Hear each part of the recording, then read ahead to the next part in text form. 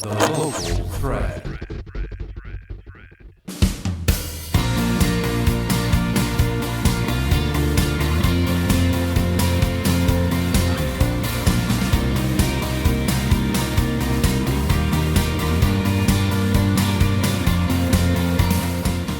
Hello and welcome to TPS Proud Out Loud.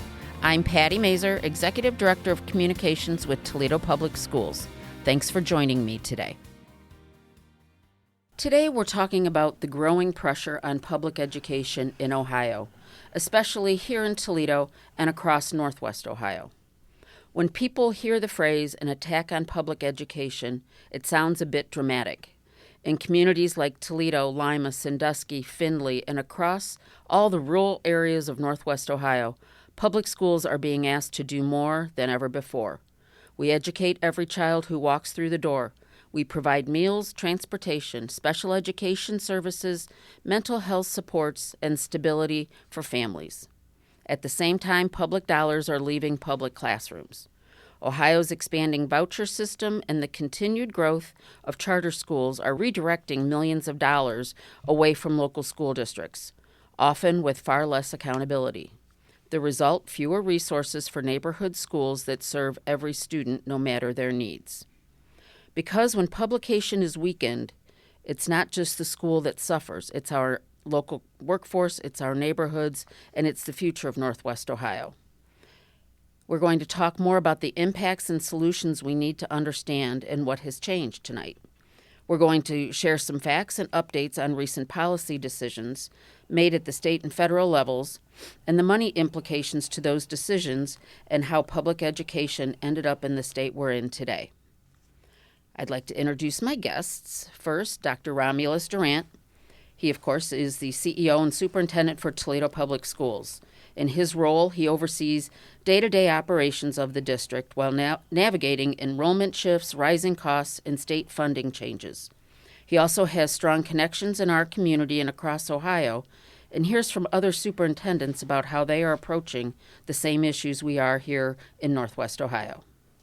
We have Ryan Steck-Schulte, our CFO and treasurer, with us.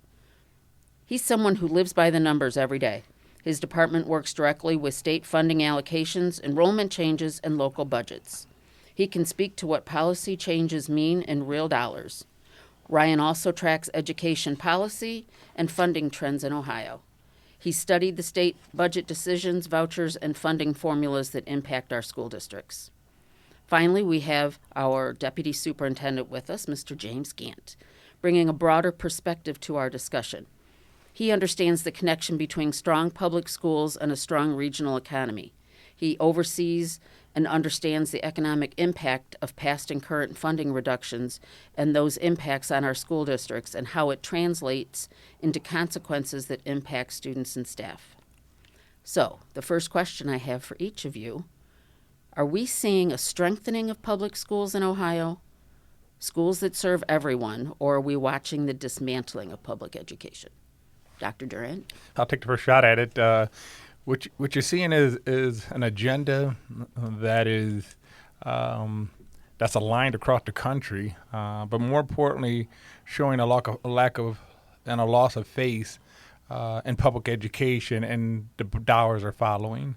That you're starting to see the expansion of not only charter school movement that happened in the late 90s, but now an expansion to universal vouchers throughout the state of Ohio and throughout the country.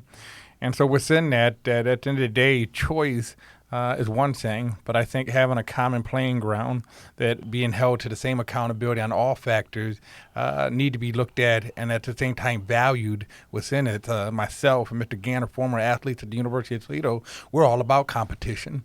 But at the same time, let's play on the same field, let's play with the same amount of downs, and let's play with the same amount of strategy, in essence of knowing at the end of the day, we ultimately came and walked away with the same ideology and how we go about this this game. And so when you talk about the education game, when you talk about transparency, as well as total acceptance and all the other factors, you're starting to see a huge disparity among public education. But more importantly, you're seeing this disparity even greater at the urban sectors. So when you're talking about the urban 8, which is your 3 Cs of Cleveland, Columbus, Cincinnati, as well as other urban districts, you're seeing that disparity even widen within that, and you're starting to see it in the rural areas as well, who have the same level of poverty, but in different socioeconomics in the way of residency. And so, so it's definitely there. Obviously, it's a definite agenda. And so, we're continuing along with other advocates to put the notion out there that at the end of the day, if you don't take care of all entities, you're only weakening the economy, at the same time weakening those in workforce readiness, those within the business sector, and as well as our economy within itself. From a financial standpoint, you become overburdened on the system opposed to people contributing to the system. So that's kind of a short shot, but I'll turn it over to Mr. Steck and Mr. Gant for their thoughts. No, I agree with Dr. Durant. There is an attack on public education, and it's been going on for multiple years. They're not making just one big change all at one time. They're looking at doing it in small pieces, so it's not near as noticeable. I mean, we're up to roughly around $1 billion being transferred from the state budget to the vouchers and charter schools. So that just hurts our funding for our schools. To further illustrate that is that the state used to contribute 44% of funding for education. It's down to 33%. So we've seen an 11% decrease in state funding over the years. In how many years over, approximately? I don't have that. I think in the article was written Was that the it's the 97? lowest since 1999. Okay. It was, yeah. Yeah, so obviously we're seeing other columnists write about it. It's starting to become an eye-opening experience of those who observed and been around and observed this agenda for the course of 26 to 30 years. But it's considered the lowest support for public education over 26 years. So, Mr. Gant, the same question to you. Yeah, of course I'm going to echo what my colleagues have said, but one of the things that really impact a district like ours or even the public institutions is we service all. Right, so we have to provide help to those that are less fortunate. We have to provide those that have less stable, disabled, and so forth. We welcome all within our district, and any public education does the same. And as a result of that, we are hopefully doing things with individuals that make a better society and make a better tomorrow for all. And so when you start thinking about services that we are to provide these students and families, and that being reduced and or eliminated, that really is going to impact society at some point. And I think it's important to always recognize that, from a public institution perspective, we are here to service all, and it definitely impacts that. Yes. And to double down on what Mr. Gant has stated, it was good to see that our local newspaper, The Blade, had done the research to show that obviously most people realize that TPS has the highest percentage of homelessness. We're either number 1, number 2, or number 3 in the state every year. But when they dug into it, there's 611 school districts in the state of Ohio. Our level of homelessness enrollment is higher than 66% of districts in the state have total enrollment, meaning we have a higher population of homelessness than 66% of the state have in total enrollment, meaning we have a district within its own of just homeless kids of over 2,000 students within it, which requires a lot of services and wraparound care because many of those things stem from something else, whether it's drug addiction or other things that cause homelessness. But at the same time, these wraparound cares that the district had been taking on over the years just to see to it that kids are in the right mind for education. And it goes back to your comment where vouchers and charter schools were all about choice. Do you think we provide choice within Toledo Public Schools? And we know a lot of our counterparts in our area provide choice. So let's talk about that. Definitely. I think we were second to none in essence of the choice that you can get in TPS.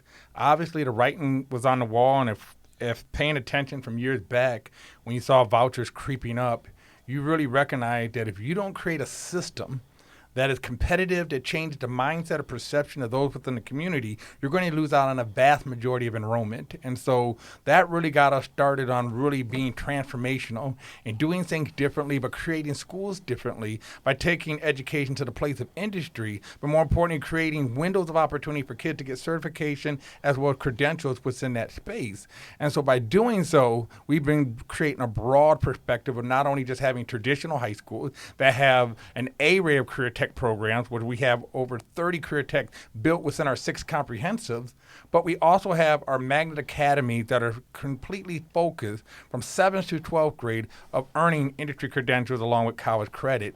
And so parents can go about understanding whatever their child's interest is or are, they have the ability to be able to make informed decisions about what gives their child an advantage. When you could come to TPS and graduate at 18 years of age with an associate degree, internships, as well as college credit, or I should say industry credentials, at 18 years of age, opportunities of earning a salary of $70,000 or more, merely because you've taken advantage and knew ultimately where to put your child in the right position, in the right place to ultimately have success in life.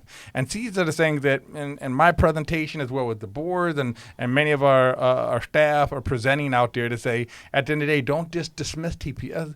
At the end of the day, there are a lot of opportunities within this district that can give your child the advantage within life. And so all of us want our kids to have advantages and be able to be successful.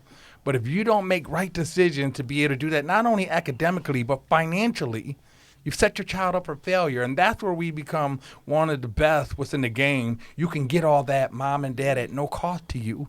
A child get their associate degree and have a higher percentage of a scholarship of the final 2 years for a bachelor's degree because their credits are proven to be successful in college.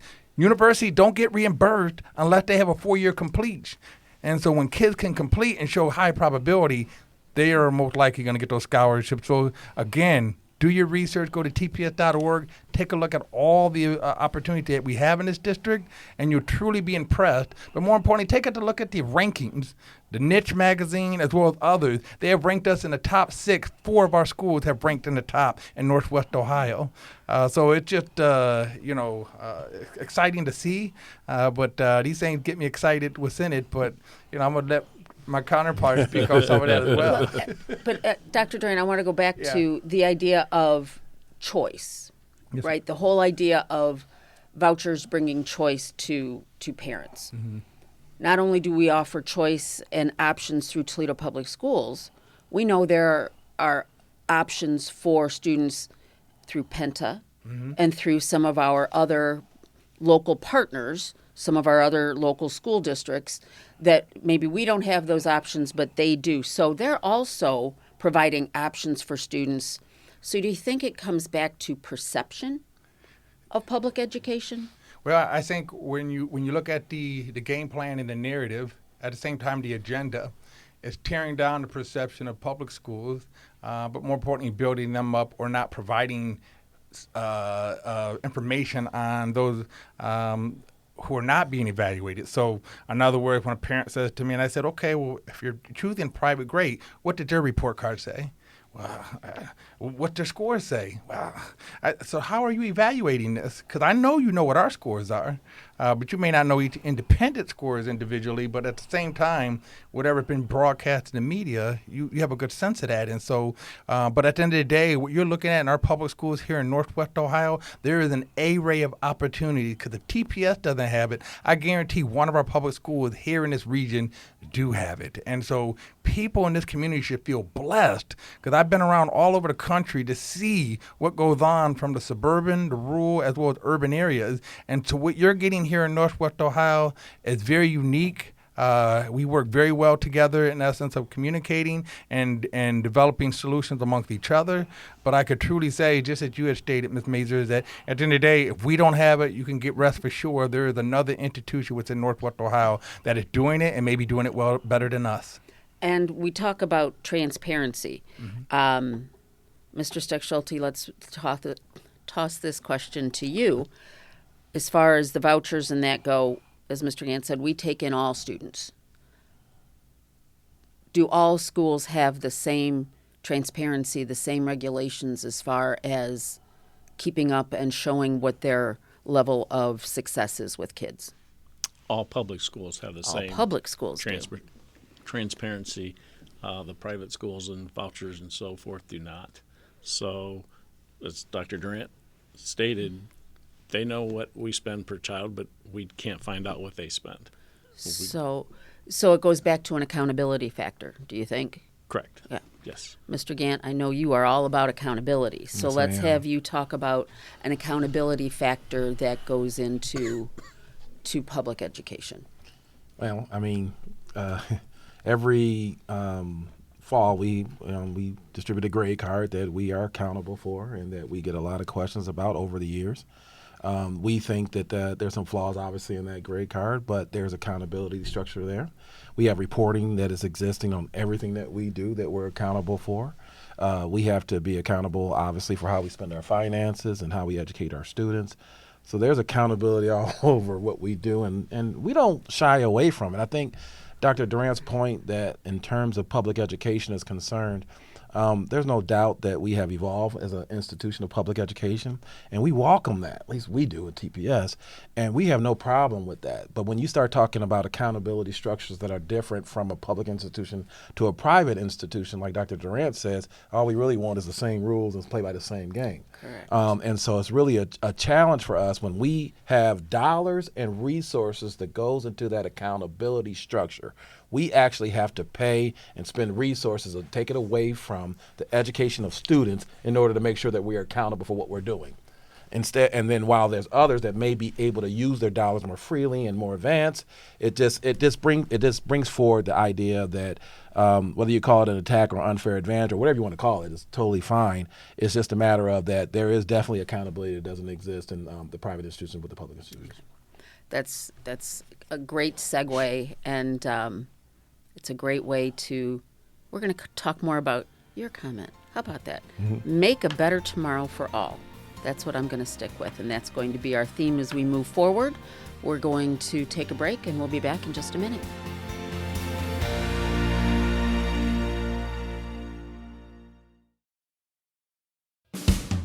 Welcome back to TPS Proud Out Loud. We are continuing our discussion today about the attack on public education. And I'm proud to have with us again this segment Dr. Romulus Durant, Mr. Ryan Steckschulte, and Mr. James Gant. Mr. Steckschulte, I want to talk with you about funding and following the funding. I think people will be surprised to find out some of the changes and some of the implications that go along with school funding. To understand why families in Toledo, Northwest Ohio feel public education is under pressure, we're going to follow the funding. And here in Toledo, we're seeing the real consequences. Tough budget decisions, program reductions, staffing challenges, and the constant pressure to do more with less, all while enrollment declines and costs continue to rise. But the services still need to be provided. As we talked about, we are open to all students, no matter their background, abilities, whatever it might be. We are welcome to all students. So in your years in public education, what policy changes have you seen in the past 10 years that have really impacted the funding of our school districts? There's been quite a few policy changes that affect our funding. The main one is just the continued increased support for the vouchers that just draws money away from Toledo. For instance, the $1 billion that they're putting to vouchers, that all comes out of one state pot budget for education. So if we had an additional $1 billion for public education, that would help out tremendously with what we would need to do to provide the right services to all of our students. So that's not a separate pot of money that goes to vouchers and charters, or that it is one pot of education in Ohio. Correct. Yep. Okay. So that's all part of the state funded budget. Yes. Okay. And the next question would be, because we've been talking a lot about this, is Ohio fully funding its own school formula? No, the fair school funding formula was in on a 6-year phase-in, and there's really a second part to it, which is your base costs, which actually generate the funding for it. The legislature did implement the final 2 years of the phase-in, so the 6 years for the phase-in, but they did not increase the base cost inputs. And what that is to determine the funding the district will get, they take the average teacher's salary across the state, and then they use that in a formula. However, this time they're still using the numbers from 22, fiscal year 22, and they should have been bumped up to 24. So we all know that staff have all received increases. We're only getting funding for 2 years, 4 years back. And how are those decisions or determinations made as far as this is the data we're going to use? Or is that at a much higher level at a political side? It's done during the biennium budget process, which is very political. Okay. So we just learned that we have lost some funding through the state. What kind of an impact is that having currently on Toledo Public Schools? We've lost $12 million without them increasing the base cost inputs for each of the next 2 years. That has put us into a financial precaution, which means that we need to review all of our expenditures, make reductions where we can, and still provide all the services that we're required to provide. Is this just happening in Toledo?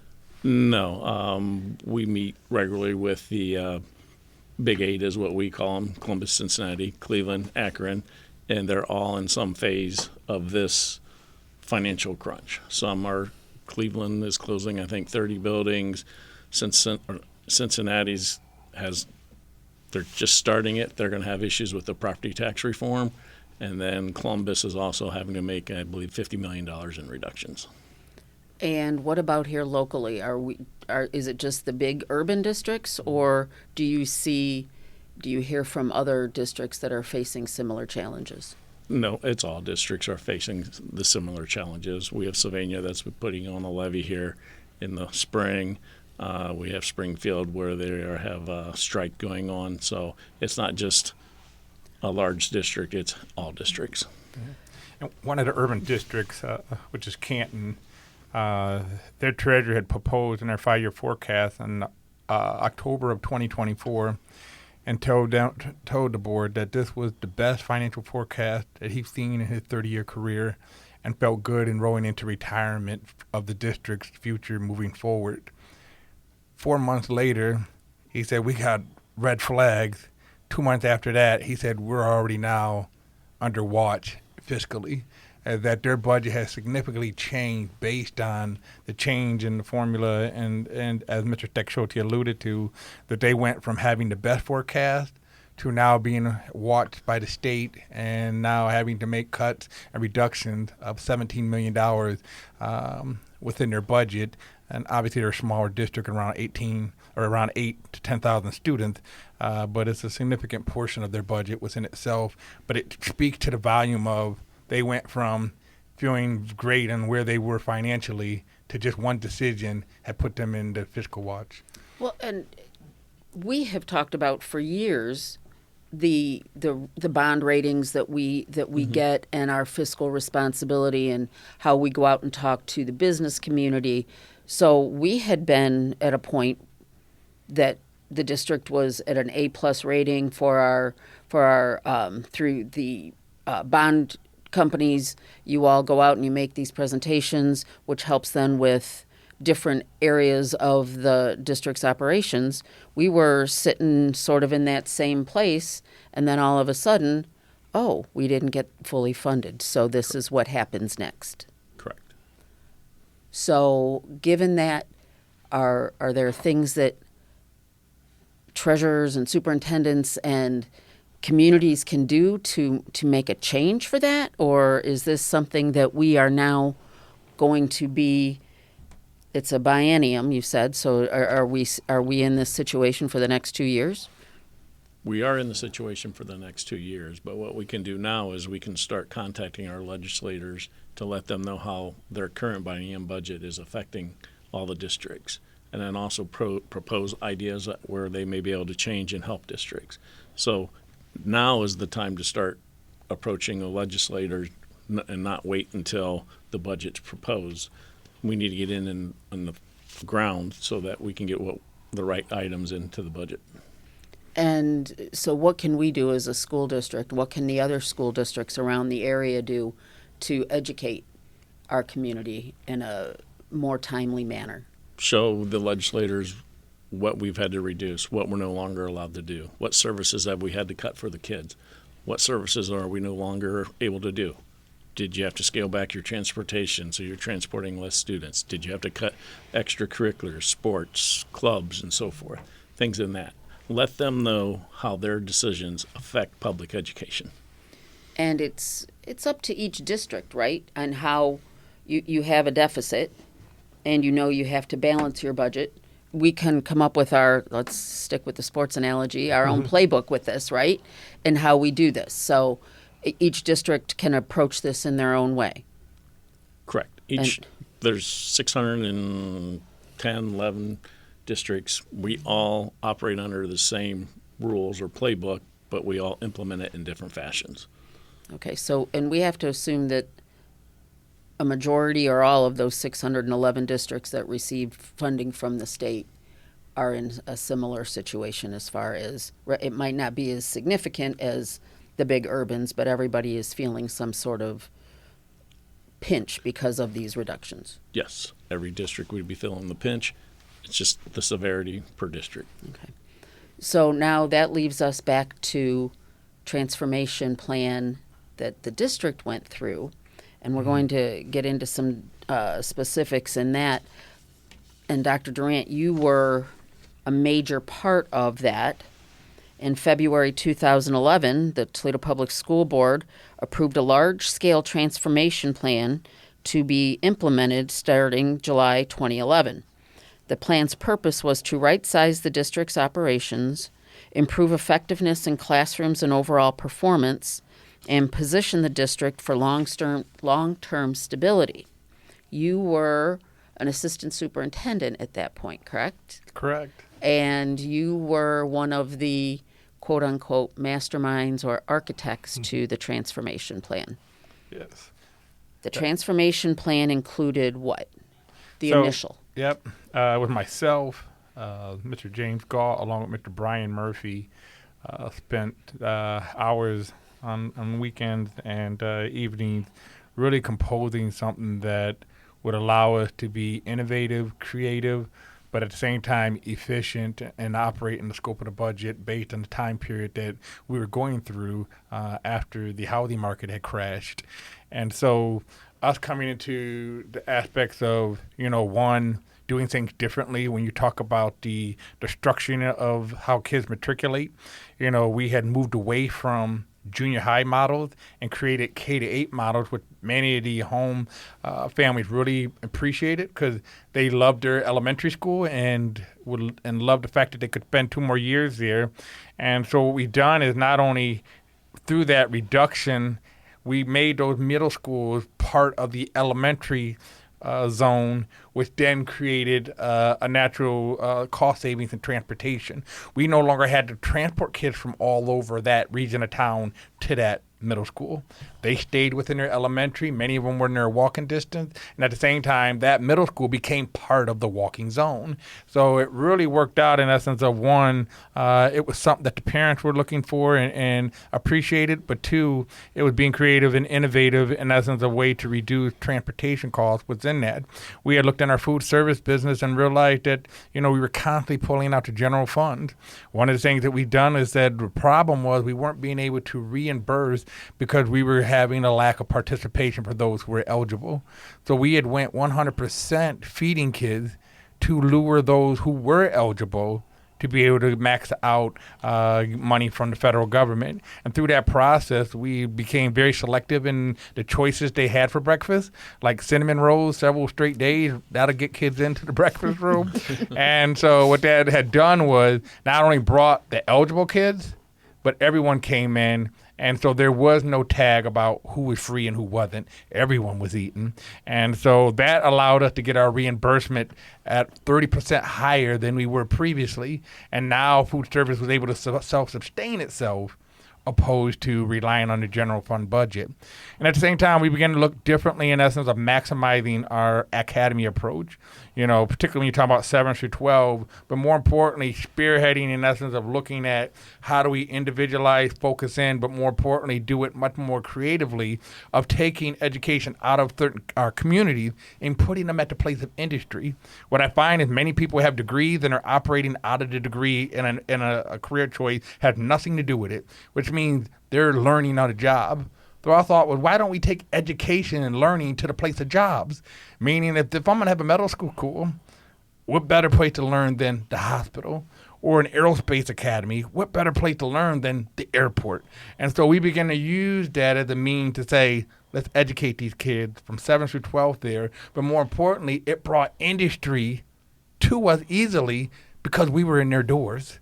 So Delta Airline jumps on board, American Airline jumps on board, 180th Air Force are on board. Why? Because they're our neighbors. They're sharing hangar garage space, runways, and everything. So they immediately came over to experience these kids in a way that they realized these kids are advanced and ready. And we saw that in the medical industry. Now our kids have an MOU to get hired at 16 years of age. And you're seeing that in the engineering field, and you're seeing that in the natural science field, and all these different ones. At the end of the day, when we talk about school choice, we were providing multiple means for parents to have their kids educated. But more importantly, we were taking them to the place of industry. And many of them appreciated that to say, natural science makes sense to be at the Metro Park. We got the #1 Metro Park system in the country. Why not embrace that park system and put a school there? You got your own airport. Embrace it, put a school there, and you now also have Detroit right up the road. Same way with medical. Highest employment within the region of Toledo and Northwest Ohio.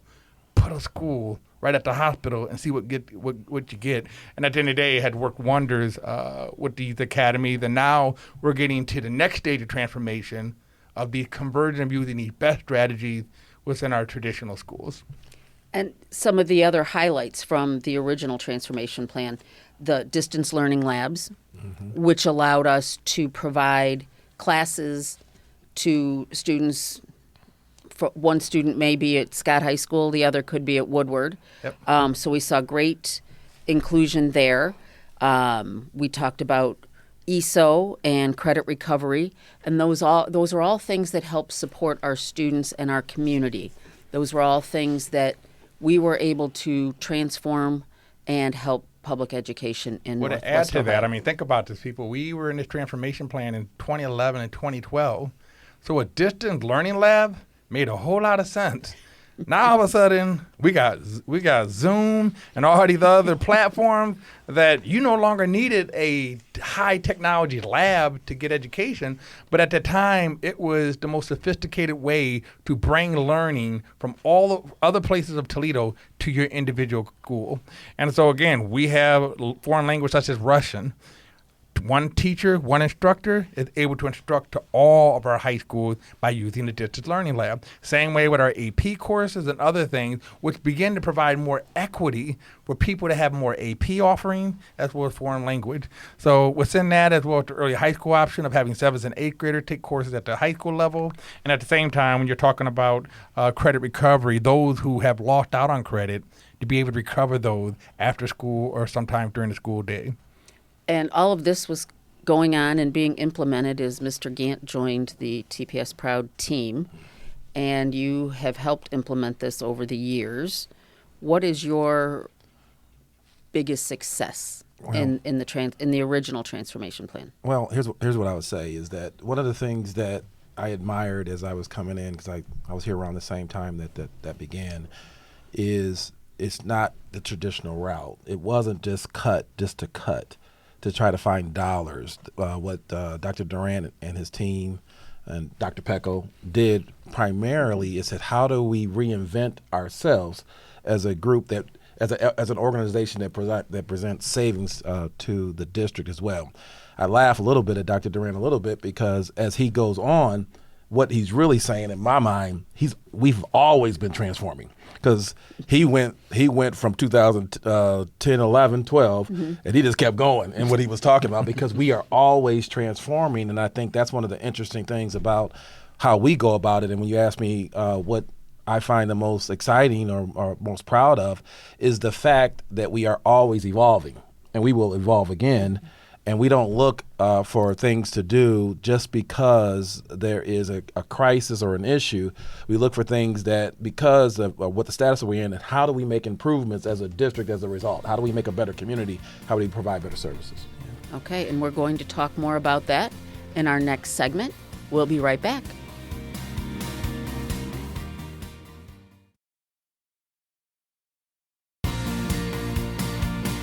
Okay, welcome back. This is our final segment for this week's edition of TPS Proud Out Loud.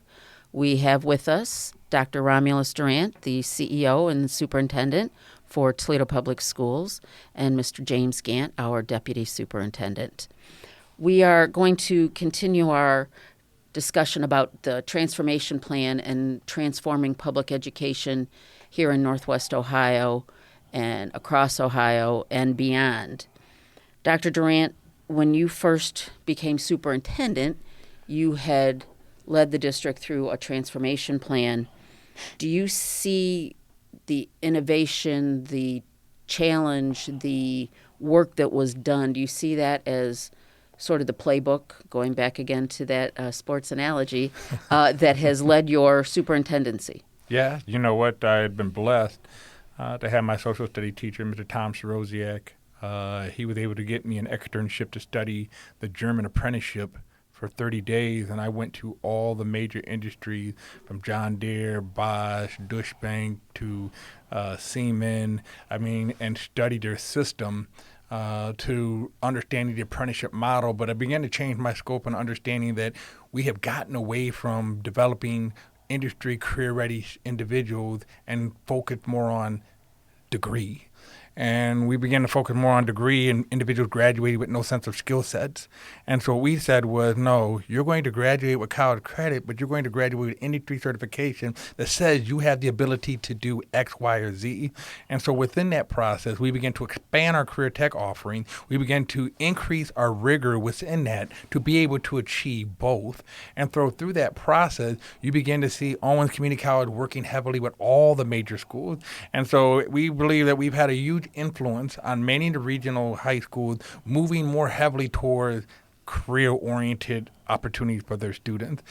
Truly taking a look at essence of what we're doing and saying, hey, you know what, we should be providing these for our students just as well, because it's not enough just to graduate with a high school diploma. Kids today should be graduating with some type of industry credential in hand, ready for the workforce. That is our responsibility for the local economy, that kids graduate contributing because they're working, opposed to taking because they have not found themselves and understanding what they want to do. And so what you're seeing is that whether it's Penna and some of the career centers and others who have been on our tours to really see all of our career tech programs and our magnet schools and how they work, but now they're taking and using it in their own school system. Some of them had expanded their grade level offering. Some of them have expanded the amount of different career tech, meaning medical. They realized, hey, let's start off with medical and then scale it from there. So it's just been exciting to see that, within the field of education, we kind of all share one way or another. But at the same time, you're really seeing a true interest of going back to what we've done back in the 80s and 90s, providing people to graduate with industry credentials. But at the same time, like I said, we've added another caveat of saying, but your child will also get college credit aligned with that just as well. So we're sticking with the basics, but we're giving students a step up and maybe getting out into the workforce in some cases without college debt. That's exactly it. When you're talking about the local economy, you really want kids to be graduating right into the workforce. But more importantly, you got to begin to get kids to understand what their strengths, weaknesses are, and begin to align those much earlier in age, because when we begin to wait till 18 years of age, it's too late. Many kids are going off to college, changing their majors 100 times. Some are just dropping out because they are clueless to really what their strengths are. And that's why in the district we have used SchoolLink to do that assessment in 5th grade, 6th grade, 7th, and 8th, so the child is constantly revisiting their interest and strength. And what we've done was share that with other districts who are now using that or Naviance to do just the same. So you begin to have more of an engaged conversation with a child because you know their survey interest, you see their strengths, but you know what opportunities you have within your districts. And so these are the ways that we prepare kids to know what they want to go as they go into junior high, but more importantly into high school, and then truly into the workforce, truly industry ready. At the same time, the world is there to decide on what they need to do next if they choose to go on to college or even further.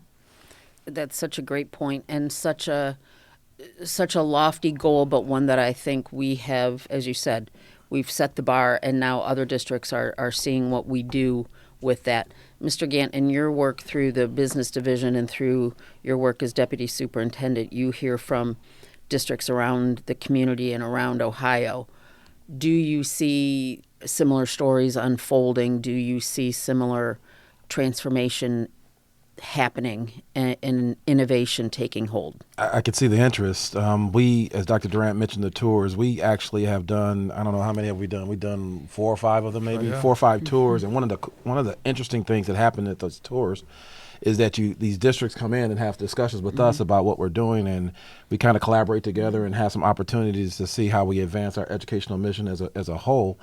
So I see a lot of interest in that. What I also see, candidly, is an opportunity of collaboration and sharing of services. So we really take a hard look, whether that be on the educational side or the business side, is what can we be doing as an organization to make us more efficient as a group. Whether that's through transportation, food service, or whatever it may be, we do take a look at is there opportunities to make ourselves more efficient as an entity. Had conversations as early as today exactly on that issue about how do we do our food service in a way that is consistent with some of the other urban eights and some other things of that nature where we can collaborate with, and we've had conversations locally on the same end. I mean, we have a print shop that prints for the city of Toledo and other organizations and so forth. So there is opportunities for that collaboration that exists that we're going to want to expand, and we're going to continue to try. And I think that's in my role as communications and public information officer, we have a lot of connection with the Council of Great City Schools and the National Public Relations Association for Schools.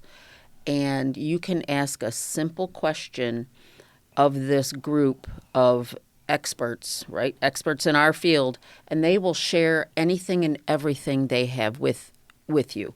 Or they'll call and they'll schedule meetings, or they'll connect you with someone else. So education is not the silo of we don't share, we only do it our way, we're not going to tell you what we do. Yeah. We want all, and this has really come true in my 19 years, I see how education reaches out and it becomes a partnership amongst districts, amongst schools, amongst cities, counties, all those things. I'll give you a concrete example of that. Maybe 2 years ago, we decided to go to Akron to see how their cell phone policy works. Great They example. were implementing a new cell phone policy in which they were doing things differently with how cell phones are implemented. We understood the nature of where the state was going with cell phones, and we wanted to be ahead of that. So we went to Akron 2 or 3 times just to see how their process went. We implemented a lot of their strategies as a result. They were very welcoming and helpful. They continue to be as well. And that is just a concrete example that I do believe that some of that work that we did in collaboration with Akron is in part led to the success that we have had in our implementation of cell phone policy. So that's a great example of that, I believe. And Kelly Welch, one of our executive directors of schools, really led that, and she still talks about her connection with Akron and how helpful that whole experience was. So thank you to our friends in Akron. Let's talk again about more of a global transformation. Dr. Durant, your work has led you not here just locally and regionally, but state level and beyond, to become a speaker and to become someone who people are like, oh, this is how public education can be changed. Let's talk about some of the work that has taken place at a broader level that you are seeing impacts beyond Toledo. Like, let's talk about your partnership with the Highland Group and the buses. One discussion can lead to a new partnership. One of the nice things is that Toledo is now being recognized on a national scale and even global just based on the work that we're doing. And so we've been blessed to be able to get recognized on multiple national awards, and through that have provided other partnerships and other relationships that we're going to continue to expand upon. So within that, in essence of being awarded the Innovative Superintendent of the Year last year, it gave us the ability to partner with a group such as the Highlands Group that provided electronic vehicles for this district to assist in offsetting our cost, which is a $500,000 savings within this district. They're not only going to do that, but they're going to train our mechanics on EV, at the same time train our students to be prepared to go within that industry. And so then we moved on to work with TARTA, and we're going to be collaborating with TARTA, which is the public transportation system and this region as well as the county, and being able to provide kids to be able to not only train with them with their buses as well as our own buses, but to be able to be employed, to do internships as well at those levels as well. And so one of the nice things through these relationships, we are now continuing to work with charter schools. Charter schools have said, hey, Dr. Durant, we see what you guys are doing. We're not even trying to replicate it. How can our kids take advantage of it? So we now have some of the charter school students who now come to us for particular career programs just to educate, and then we bus them back to their schools. And so we're seeing that within that, at the end of the day, it's providing an array of opportunities, even kids beyond our scope. But at the same time, we've seen charter schools who now said, hey, we want to become one of your magnet schools. What can we do? And so Escuela Smart Academy was the first to do so. We have others who have engaged in conversation. But the main thing is it's showing that at the end of the day, people respect what we're doing in essence of the academy approach as well as the best practices and want to become part of that. And at the same time, the community wants to see how we expand that. And again, it goes back to the collaboration and the partnerships. And we know that you are, asked about that all the time. You work with the other local superintendents. You all meet on a quarterly basis, and then you meet with the Ohio 8. So there's lots of connection from Toledo and the offshoots around us. So I think that's an impressive goal. No, I think and achievement. The collaboration, and so the Ohio 8 is the group that I'm also a part of. And that is what led us to the cell phone policy with Akron, and other school districts have came to come to Shadow to see it as well. And so that expanded to more than just Toledo, other places just as well. And through that council that brought together superintendents from other areas along with their union reps or presidents, provided an area of opportunities of what we call best practices within our own urban. But at the same time, when you talk about the partnerships within this region, it's truly heartwarming to know that we have industry who is always working with all our educators in all our schools. None of these academies we talk about cannot happen without business partners.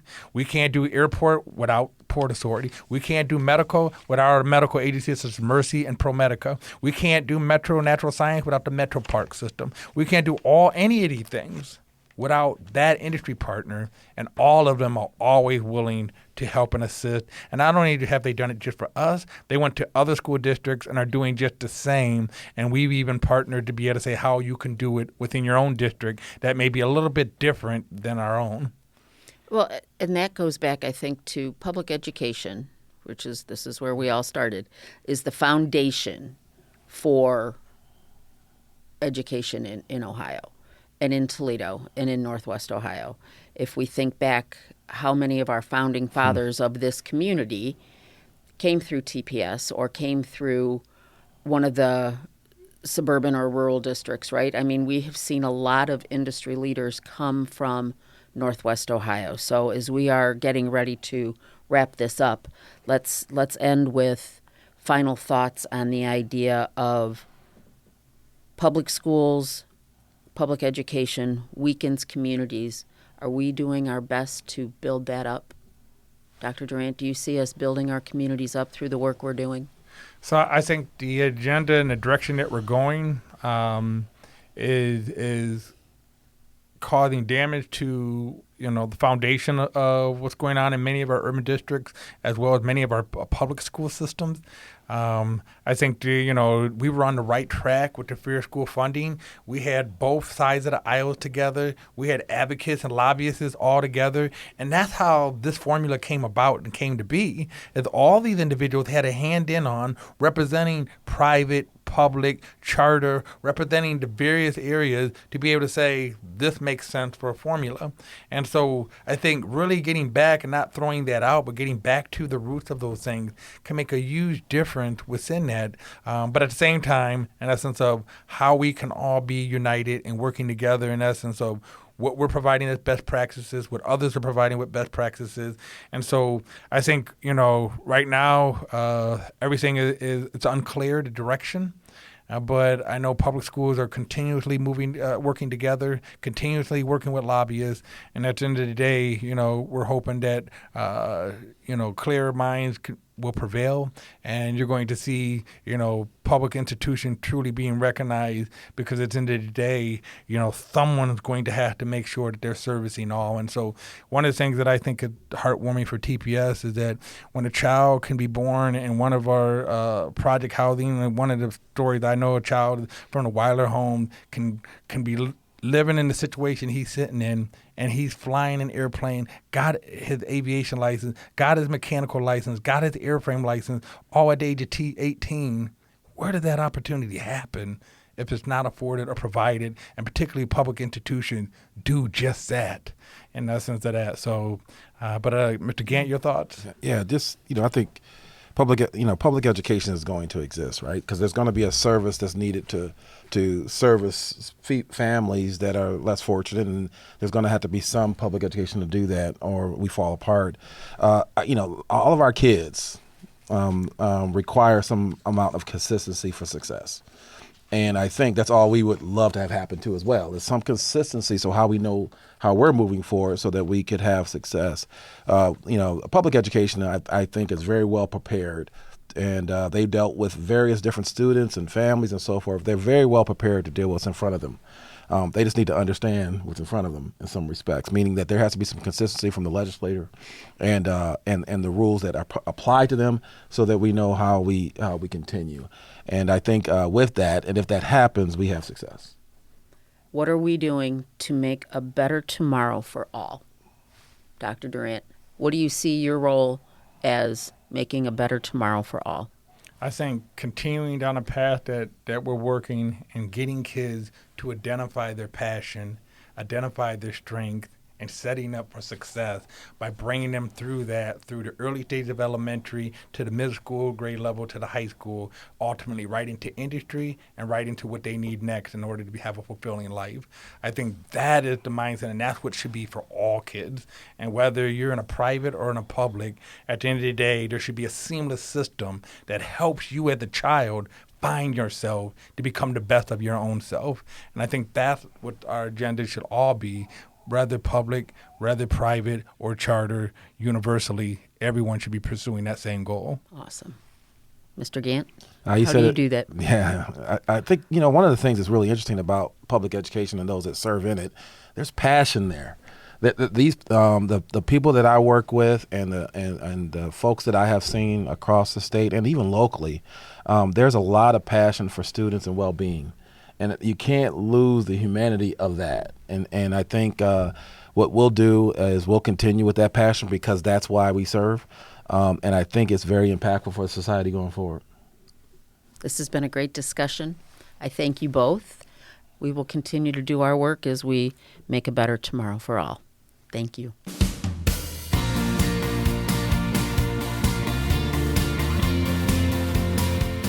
That's a wrap for this week's episode of TPS Proud Out Loud. I want to thank my guests, Dr. Romulus Durant, CEO, Superintendent for Toledo Public Schools, Mr. Ryan Steck-Schulte, CFO, Treasurer for Toledo Public Schools, and Mr. James Gant, Deputy Superintendent for Toledo Public Schools. Thank you for listening to this week's episode. Join us again next time on TPS Proud Out Loud.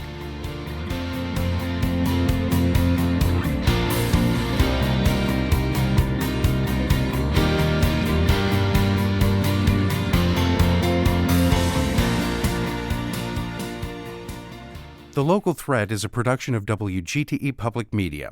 Episodes can be heard weeknights at 7 on FM 91 or anytime at WGTE.org.